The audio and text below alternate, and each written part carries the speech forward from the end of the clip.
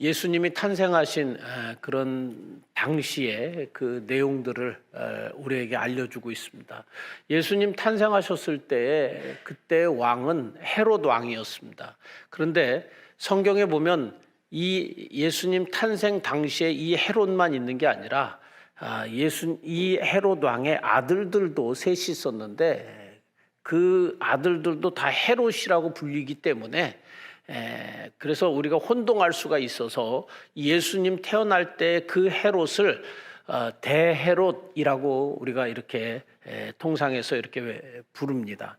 그런데 이 헤롯은 이 유대의 왕이면서도 유대 사람은 아닙니다. 그는 에돔 사람입니다. 에돔 사람인데 헬라어로 에돔을 이두메라고 이렇게 불렀지요. 그래서 그가 이두메 사람, 에돔 사람인데 어린 시절에 자기하고 친분이 있던 그 로마 친구가 나중에 로마의 황제가 됩니다. 그러니까 자기 친구가 로마의 황제가 되니까 조그만 나라, 유대 나라의 왕으로 이 헤롯을 이렇게 세워주게 되는 거죠. 그래서 이 헤롯이 로마 황제와의 그 친분 때문에 유대 나라의 유대 민족이 아니면서도 이두메, 에돔의 사람이면서도 유대 나라의 왕이 됩니다. 그런데 그가 유대 나라의 왕이 되어서 항상 자리가 불안했어요. 왜냐하면 자기는 유대 사람이 아니잖아. 유대인들이 천이 여기는 에돔 사람이기 때문에 왕이지만 유대 백성들이 자기를 왕으로 인정해 주지도 않지. 그리고 언제든지 자기의 자리를 빼앗아갈 거라고 이렇게 생각을 했습니다. 그래서 그는 자기의 그 신분을 세탁하고 싶어가지고 유대의 그 왕의 딸과 공주와 결혼도 합니다. 그래서 어떻게 해서든지 자기의 자리를 보존하려고 그렇게 했지만 그러나 계속해서 자기의 자리에 대한 불안함을 견디지 못해가지고 나중에는 아내도 믿지 못하는 거예요. 유대인이니까. 그래서 아내도 죽이고 아들들도 믿지 못합니다. 그 반은 또 유대인이니까. 그래서 아들들도 죽입니다. 그리고 남아있던 장모도 죽입니다. 어떻게 해서든지 자기는 그 왕의 자리를 지키고 싶어 했던 그런 사람이었습니다. 뿐만이 아니라 이 헤롯은 또 유대인으로부터 존경을 받고 또 인정을 받고 싶었어요. 그래서 그가 무너졌던 그 예루살렘 성, 그 성을 다시금 헤롯이 커다란 건축 공사를 통해서 예루살렘 성을 다시 지어줍니다. 그래서 이것을 우리는 솔로몬 때 지어졌다가 부서지고 스룹바벨이 포로 갔다가 돌아와서 다시 짓고 무너진 것을 다시 져서 그래서 솔로몬 성전, 스룹바벨 성전 하는데 그게 또 로마에 의해서 무너지거든요. 그래서 그것을 다시 지어줬기 때문에 헤롯 성전이라고 말합니다. 그래서 이 헤롯은 어떻게 해서든지 유대인의 환심을 사고 싶었습니다. 그리고 존경도 받고 싶었습니다. 그럼에도 불구하고 유대인들은 계속해서 헤롯을 무시하니까 이 헤롯이 이렇게 유대인들이 존경하는 사람들을 일단 잡아들여가지고 감옥에다 다 집어넣습니다. 왜 그랬냐면 자기가 죽으면 유대인들이 자기를 위해서는 울어주지 않을 것 같아. 그러나 자기가 죽었을 때 이 유대인들이 존경하는 이 사람들이 같은 날 죽게 되면 나를 위해서는 아니지만 어쨌든 슬피 울어줄 거 아니겠느냐 해가지고 이 존경하는 사람들을 다 잡아갖고 감옥에다 집어넣었던 그런 왕이 그 이 헤롯 대왕이었습니다. 그런데 이 헤롯이 어떻게 해서든지 자기 자리에 대한 그 지키려고 하는 그런 것이 있었는데 어느 날 동방에서 박사들이 와서 유대인의 왕으로 나신 이가 어디 있느냐라고 이렇게 물은 거예요. 자기가 왕인데 어떻게 해서든지 자기 자리를 지키려고 그렇게 발버둥 치고 아내도 아이들도 다 죽이는 그런 사람인데 그런데 동방에서 박사들이 와서 유대인의 왕으로 나신 이가 어디 있습니까? 라고 이렇게 물어보는 거죠. 동방은 어디냐면 예루살렘으로부터의 동쪽을 이야기를 하는데 역사적으로는 우리가 바벨론이라고 이렇게 이야기하고 오늘날에는 이라크 나라를 이렇게 보시면 될 것입니다. 넓게 보면 이란까지도 되고 그리고 바벨론만이 아니라 페르시아까지도 이렇게 볼 수가 있지요. 그 동방으로부터 박사들이 온 거예요. 근데 이 동방 박사들을 학자들은 쿠르드족이라고 이렇게 되게 생각을 합니다. 여러분 쿠르드족에 대해서 많이 들어보셨죠, 그죠? 쿠르드 난민 이렇게 이야기를 하잖아요.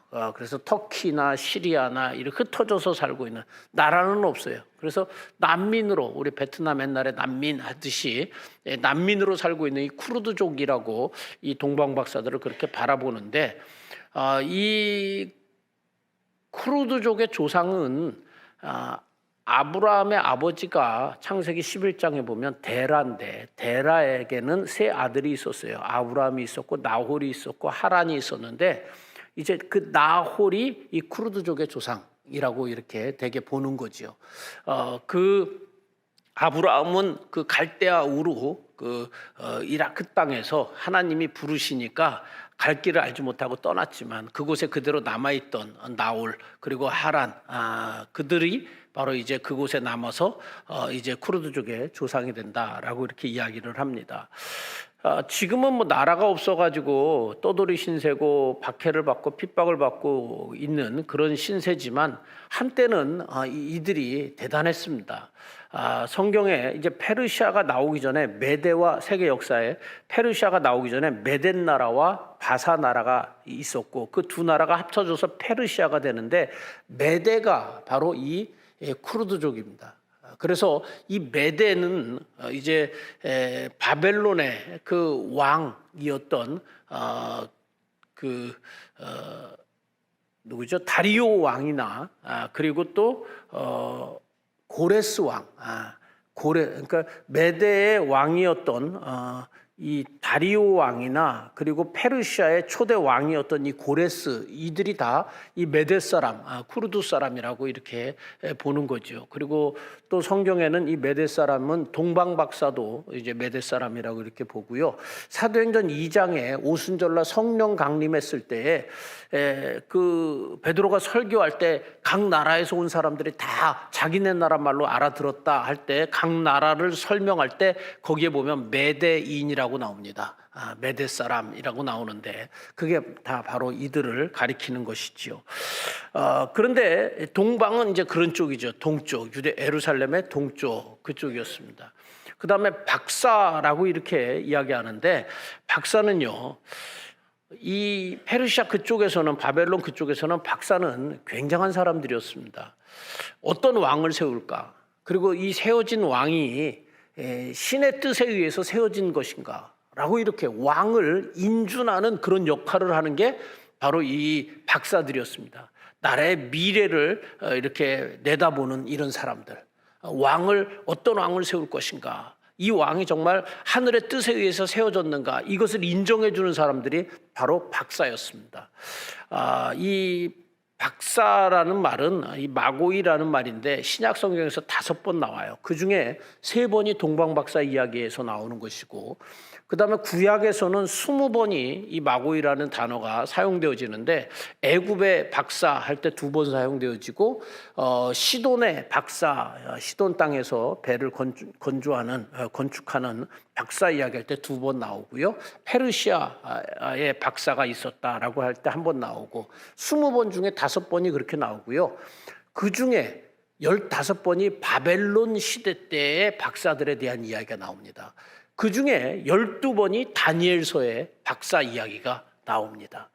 그런데 이 박사들이 그러니까 나라의 왕을 세우고 나라의 앞날을 내다보는 그리고 이 왕이 정말 신의 뜻에 의해서 세워진 사람이냐라고 이렇게 그 대단한 영향력을 끼치는 사람들이 이 박사였는데 심지어는 그 당시에 그 기록에 보면 왕의 아들이 이제 왕으로 이렇게 올라서려고 할 때 이 박사들이 점괘를 보았을 때 정말 불길한 점괘가 있다라고 하면 그 왕을 세우지 못하고 가짜 왕을 담키라고 하루짜리 왕을 세웁니다. 그래갖고 가짜 왕을 세워놓고 그날 저녁에 이 가짜 왕을 죽이는 거죠. 그런 다음에 그 불길한 예언의 왕은 새로 세워지는 왕은 죽었다. 그리고 새 왕을 또 세우려고 점괘를 또 보니까 또 안 좋으면 또 가짜 왕을 하루짜리 왕을 또 세우는 거죠.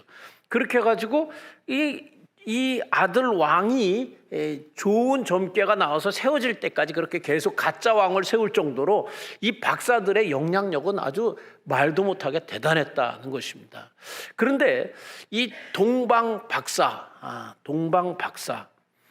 이 박사들이 어느 날 하늘에서 별을 보고 왕이 태어났구나 해가지고 그 별을 보고, 우리 별자리 이동하잖아요. 저도 예전에 보니까 그 북두칠성만 알아가지고, 북두칠성하고 카시오페아 그 별자리만 알아요. 저는 이쪽에서 분명히 봤는데 새벽에 이렇게 나와가지고 이렇게 보니까, 초저녁에서는 이쪽에서 봤는데 별자리가 이쪽에 와 있더라고요. 북두칠성이. 그래갖고 밤에 이제 별이 이렇게 움직이는구나, 하루 저녁에도 이렇게 움직이는구나 이렇게 봤는데, 그런 것처럼 이 동방박사가 별을 보았는데 이 예삽별이 아니에요. 보통 별이 아닌데 그 별을 보고 이제 쫓아서 이 유대 땅 예루살렘까지 오게 된 것이에요. 오게 된 것인데, 그러면 이제 우리 여기서 한 가지 궁금한 게 있죠.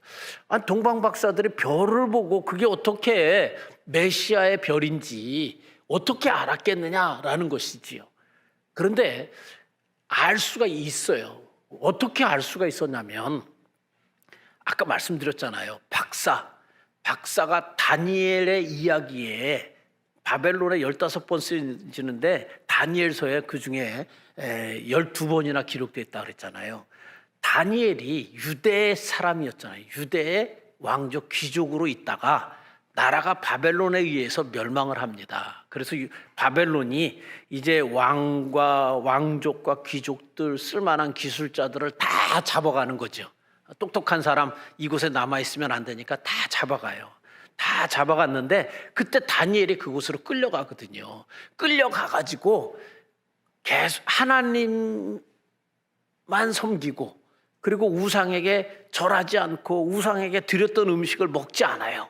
그래서 하나님께서 이 다니엘에게, 성경에 보면 모든 바벨론 땅에 있는 박사들보다 10배나 지혜롭게 하셨다 그랬어요. 다니엘을. 모든 온 땅의 바벨론의 박사들보다 다니엘을 10배나 지혜롭게 하셨다, 하나님께서. 그래서 이 바벨론의 왕이 다니엘을 박사장으로 삼았다라고 이렇게 얘기를 해요, 성경에.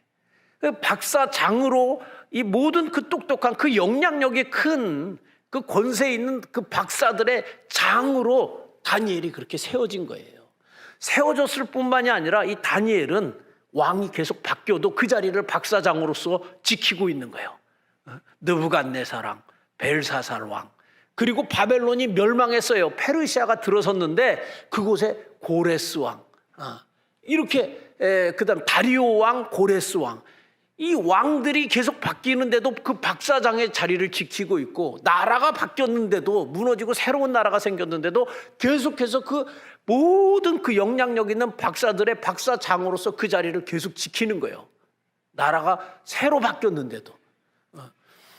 무려 71년 동안이나 다니엘이 그 자리를, 박사장으로서의 자리를 지키는 것이지요.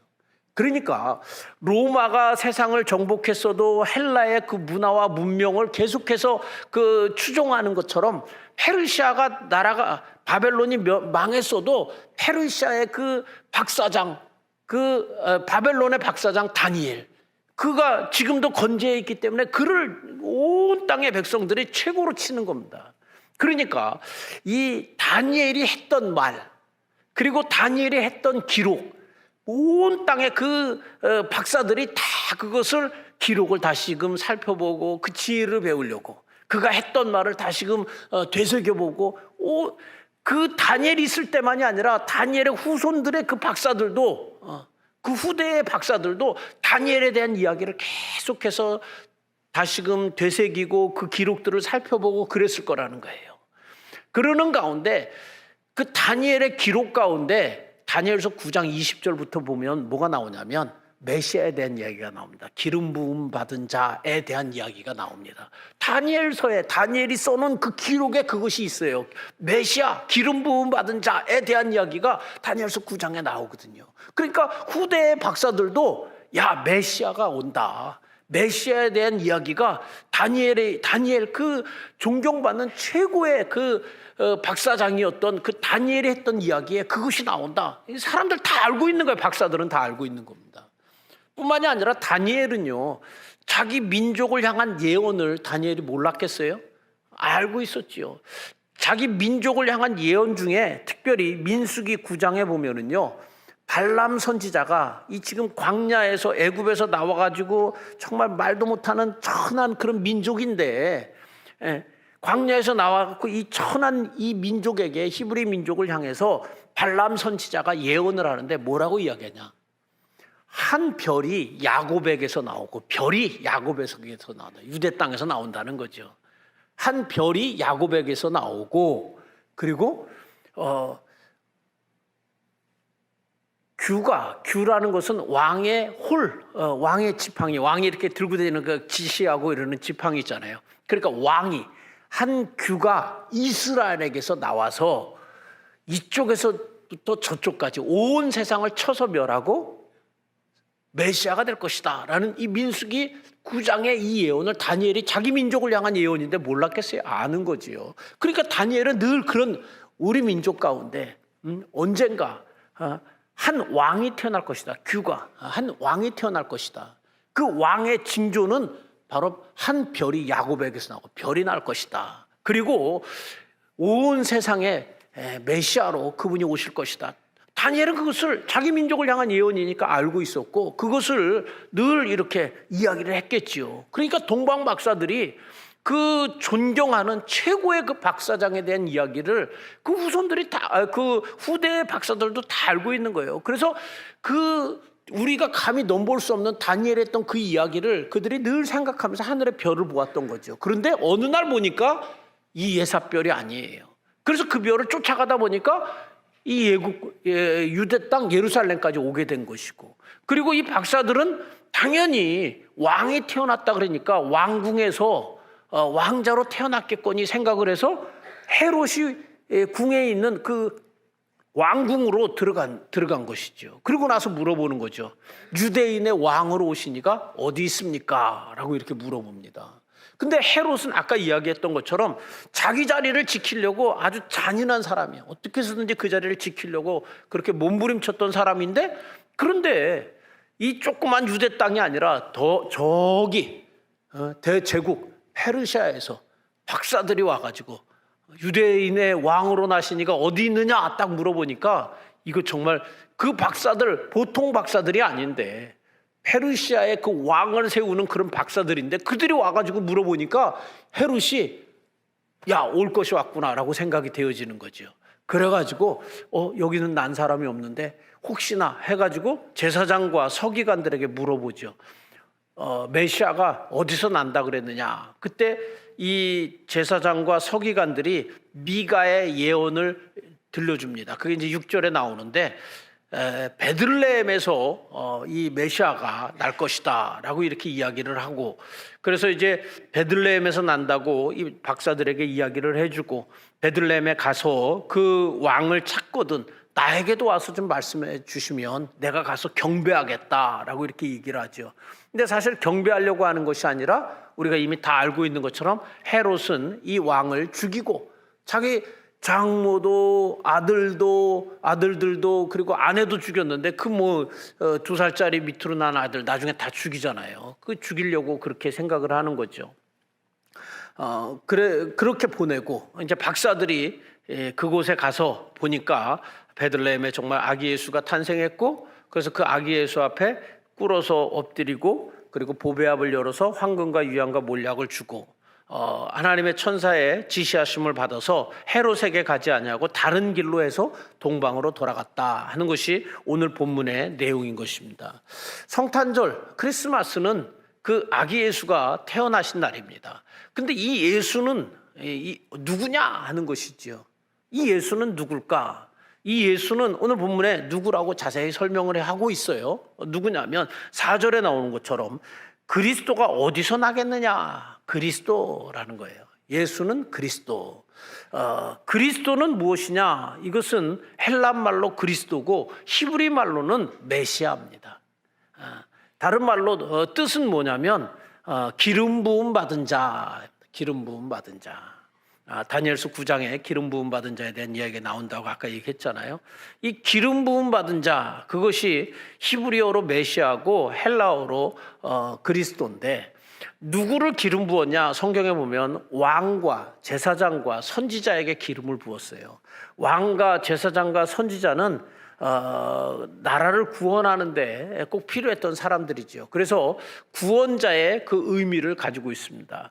그러니까 이 지금 태어난 그리스도가 어디서 났느냐라고 이렇게 물어보잖아요. 지금 이 성탄절날 이 크리스마스에 태어난 그분은 누구냐? 그리스도라는 거예요. 온 세상의 구원자다. 우리를 죄로부터 구원해 주실 구원자로 그분이 태어났다는 것입니다. 또 하나, 그분은 누구냐? 태어나신 그분은 누구냐? 6절에 보면 목자가 되리라. 이스라엘의 목자가 되리라. 그분은 목자가 된다는 거예요. 양에게 있어서 목자는요, 양의 모든 삶의 영역을 간섭하는 거죠. 먹어라, 먹지 말아라, 이리로 가라, 그리로 가지 말아라, 멈춰라. 이 삶의 모든 영역에 양의 인도자가 되는 사람이 목자입니다. 그날 성탄절날, 첫 번 성탄절날 태어나신 그분은 누구냐? 바로 우리의 목자가 되시는 것이다는 것입니다. 그분은 우리의 삶의 모든 영역에 간섭하시고 우리를 인도하시고 우리에게 말씀해 주시는 그런 목자다라는 것입니다. 그분은 또 누구냐? 그분은 유대인의 왕만이 아니라 그분은 동방에서부터 박사들이 왔잖아요. 온 나라를 다스리는 대제국 페르시아로부터 박사들이 왔잖아요. 그분은, 그날 태어나신 그분은 유대인의 왕만이 아니라 온 세상의 왕이시다. 그러니까 요약해서 보면 그 태어나신 예수, 성탄절의 주인공 예수는 누구시냐? 그분은 온 세상의 구원자가 되셔서 온 세상의 또 각 개인의 인도자가 되시는 그분이다. 성탄절의 주인공이신 바로 그분은 바로 그런 분이시다라는 것을 보여주고 있는 것입니다. 그분 앞에 이 동방 박사들은 보배압을 열어서 황금과 유향과 몰약을 이렇게 예물로 드리는 것이죠. 황금은 왕을 상징하는 거죠. 왕, 면류관, 금으로 만들어졌잖아요. 그러니까 이 황금을 드렸다는 것은 이분이 바로 왕이십니다. 만왕의 왕이십니다. 라는 그런 뜻이 담겨 있고요. 유향은 무엇이냐? 유향은 신에게 제사를 드릴 때 향을 피우는 거예요. 그때 유향을 쓰는 거죠. 그 향을 피운다는 것은 산 사람에게 피우지는 않아요. 죽은 사람에게 피우잖아요. 그죠? 향은. 산 사람을 위해서 여러분들 앞에 이렇게 향을 피워봐. 그거 아니죠. 산 사람한테 향을 피우는 게 아니라 죽은 사람한테 피우거나 아니면 신에게 제사를 드릴 때 이 유향을 쓰는데, 이 태어난 이 주인공, 이분은 누구냐? 이분은 바로 사람이 아니라 신이라는 것입니다. 신이라는 거예요. 그리고 그 몰약을 드렸다 그러는데, 이 몰약은 사람의 시신이 썩지 않게 발라서 방부제 역할을 하는 게 바로 이 몰약입니다. 그러니까 이분은 한마디로 말하면 황금과 유향과 몰약을 드렸다는 것은 이분은 온 세상의 왕이신데, 이분은 사람이 아니다. 하나님이시다. 그리고 이분은 우리를 위해서 죽으시는 그런 분이시다. 우리의 죄를 위해서 죽으시는 그런 분이다. 라는 것이 바로 그들이 준비했던 그 선물 가운데서도 그런 의미가 담겨 있던 것을 우리가 알 수 있습니다. 이스라엘만이 아니라 온 세상의 구원자, 그리고 우리 모두의 목자가 되시는 그분 앞에 당신은 하나님이십니다. 당신은 우리의 왕이십니다. 우리를 인도하시는 왕이십니다. 그리고 당신은 우리의 죄를 위해서 대신 죽어주신 그런 정말 너무 고맙고 감사하신 분이십니다. 라고 이렇게 고백하면서 이 박사들이 그렇게 선물을 드렸어요. 여러분, 오늘 이제 내일이 크리스마스고 오늘은 크리스마스 이브죠. 그 이브는 이브닝의 준말이 이브잖아요. 그래서 크리스마스 전날 저녁, 그래서 크리스마스 이브 이야기하는데, 이브 하면은 이제 보통 이제 통상적으로 크리스마스 전날을 그렇게 다 이브라고 이야기하는데, 이 크리스마스 할 때 그 크리스는 그리스도에서 나왔고요. 마스는 예배, 경배에서 나왔습니다. 그래서 이 크리스마스 때는 그리스도를 경배하는 날입니다. 그리스도를 경배하는 날인데, 무엇을 보고 그리스도를 경배하느냐? 아까 얘기했던 것처럼 이 태어나신 이분은 누구예요? 그리스도. 이분은 목자, 온 세상에. 그래서 그분 앞에 경배하는 날이 바로 이 크리스마스다라는 것입니다. 이 크리스마스 때 우리가 크리스마스를 잘 보내기 위해서는 우리가 질문을 해봐야 돼요. 어떤 질문을 하냐? 예수님이 나의 구원자이신가? 그리스도이신가? 한번 질문을 해봐야 돼요. 그분이 나를 정말 죄로부터 구원해 주셨는가? 구원의 확신을 한번 다시금 질문해 봐야 되는 게 바로 이 크리스마스입니다.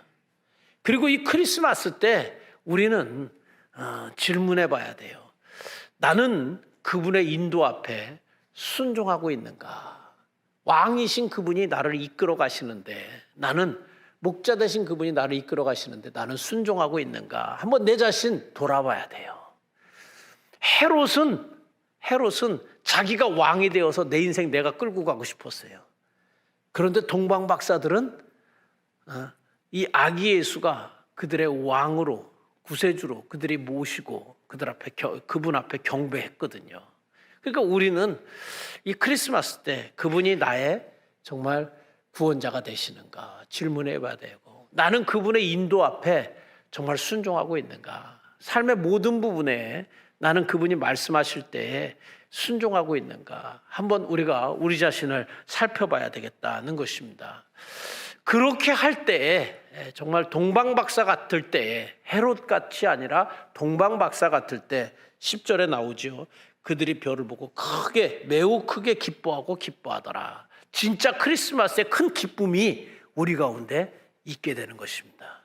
그냥 유흥 때문에 즐거운 그 기쁨이 아니라 정말 매우 기쁘고 매우 크게 기뻐하는 이 기쁨, 세상에 줄 수도 없고 알 수도 없는 그런 기쁨이 크리스마스에 우리에게 진정 솟아나게 되는 것입니다.